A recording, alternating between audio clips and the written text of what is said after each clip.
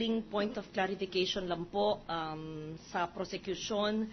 Perhaps more particular to the person in the transcript, is there a Mr. Pareño who said it yesterday? Yes, Yes.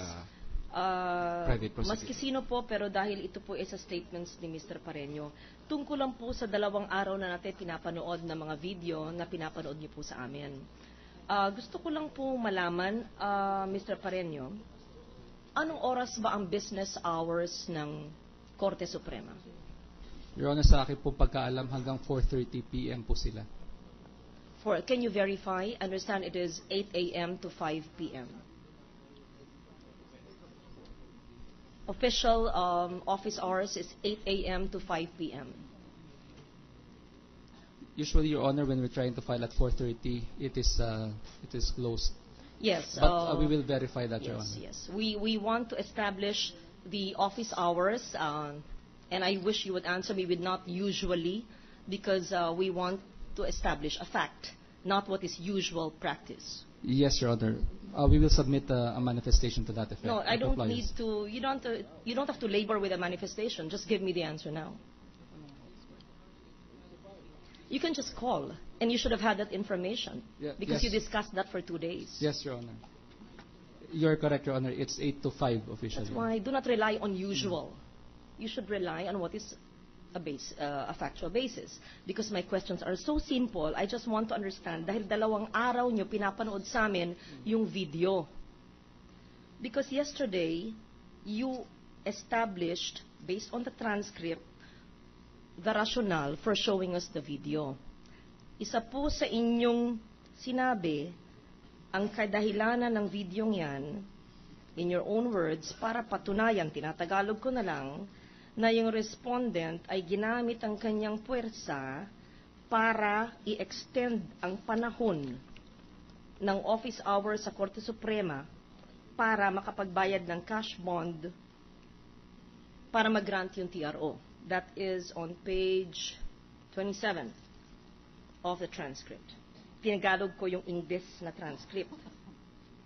Kung 8 to 5 po ang opisina ng Korte Suprema, sinabi naman nyo sa page 33 ng transcript sa pagtatanong ng presiding officer na yung pagbibigay ng bayad ay nangyari ng 4:15 base sa 3rd video. Ako po'y nalilito dahil ano po ang kasaysayan ng inyong pagpakita ng video kung ito naman po ay sakop ng panahon na may business hours. Dahil ang gusto ko pong sanang napatunayan nyo at nakumbinsi kami na talagang in-stretch ang panahon na ginamit ang puwersa ng respondent para nga mabigay itong cash bond na ito outside of the regular office hours. Because you have 2 contradictory statements unless I do not understand the transcript. Can you just clarify, please? Yes, Your Honor. Actually, Your Honor, at around 4 p.m. or 4:15, which was shown by the video 3 that we presented, the messenger or an Attorney Topacio were attempting to pay. During Please, the time. just answer my question. Kayo po ang nagsabi, it happened at around 4:15, according to the watch. That is your answer to the presiding officer yesterday. Yes, Your Honor. 4:15. Opo. And I asked you, the office hours of the Supreme Court is 8 a.m. to 5 p.m. So may I know what you meant by office hours were stretched? Your Honor, actually what happened at 4:15, based on our investigation, was that the messenger attempted to pay. But afterwards, the cashier asked them for a copy of the resolution. So based actually on the records that we received, the payment was, the certification of payment was given on the next day, November 16. So as of 6:03, as of posting time at 6:03, Your Honor, Attorney Topacio has yet to secure a copy of the resolution. So the payment was not actually made at around 4:15, but afterwards. And also, Your Honor, to prove the extension of hours, there are other incidents as well, not only the payment of the bond. but actually also, Your Honor, the submission of the affidavits, or I mean the special power of attorneys. Let's were not clarify. The presiding officer asked, the third video was at 4 o'clock. You said, yes, Your Honor. It happened around 4:15. My simple question is, what was the third video all about? Ma'am, it was an attempt to pay. Was it not the close-up of the bag containing the money which represents the cash bond? Yes, you're right, ma'am. Yes, and that happened at 4:15. Yes, Your Honor. Yes. That was an attempt to pay at 4:15.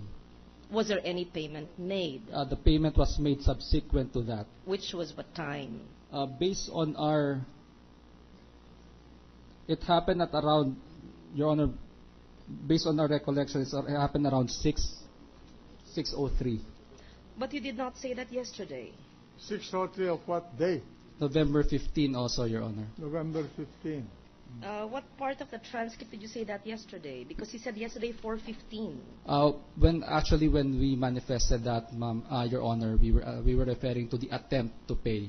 But you did not say attempt to pay yesterday. You're just saying it today. That's why I am confused.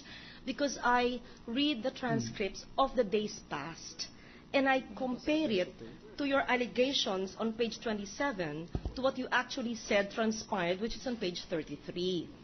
And I know that office hours is 8 to 5. Kaya gusto ko pong maintindihan kung bakit nyo sinasabi na pina-extend ang office hours para po mabayaran yung cash bond kung naganap po ng 4:15. Yun lang po ang aking gustong maintindihan. Yes, Your Honor, but actually that was an attempt to pay. The actual payment was made Then you at should have 6:03. said that there was an attempt to pay. Because I am reading the transcript now, and unless I cannot read or don't know how to spell, I cannot see the word attempt. To be honest, Your Honor, we also had a discussion yesterday, and I said, I mentioned the word. I'm referring to the other prosecutor. I told them I mentioned the word attempt. I cannot see it now. Then, just like in the Senate Journal, we review it, then you should have asked the stenographers to correct it. In any case, Your Honor, if there Because is it confuses the senator judges. Dahil po, maliwanag sa inyong mga aligasyon, among many things, yung non-compliance sa cash bond, tatlong compliance sa TRO ay yung pagbabayad ng cash bond. At yung aligasyon nyo na ginamit ng Supreme Court Chief Justice, yung respondent, ang kanyang puwersa para ma-extend ang office hours. That's why upon perusing this transcript, I see that there is no extension. That is a reason why I'm clarifying with you, baka naman nagkamali ang stenographer, nagkamali kayo sa oras, o nagkamali ang inyong aligasyon. Your Honor, the time of the video 3 time is correct. That's around 4:15. If I made the impression that I did not mention the word attempt, Your Honor, let me correct that now. The 4:15 was Well, attempted. I don't know how many corrections you'll have to make because these are records of the Senate.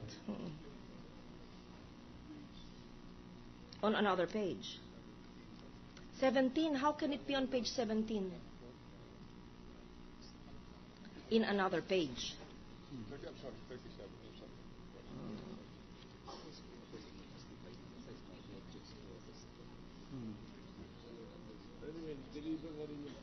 Anyway, my point is, Mr. President, is I simply wanted to understand and be convinced that indeed there was a Herculean effort to make sure that powers were utilized to extend office hours to accommodate the cash bond which was being posted by the former president. I think I've made my point clear, and that is all, Mr. President. Thank you. Thank you. Prosecutors? Thank you, Your Honor. The lead prosecutor, Mr. President, wants the floor before Gentleman from Iloilo. Yes, just a short manifestation, important manifestation for the prosecution, Your Honor. Maybe you be given 2 minutes. Proceed. Thank you. You can spend. Thank you.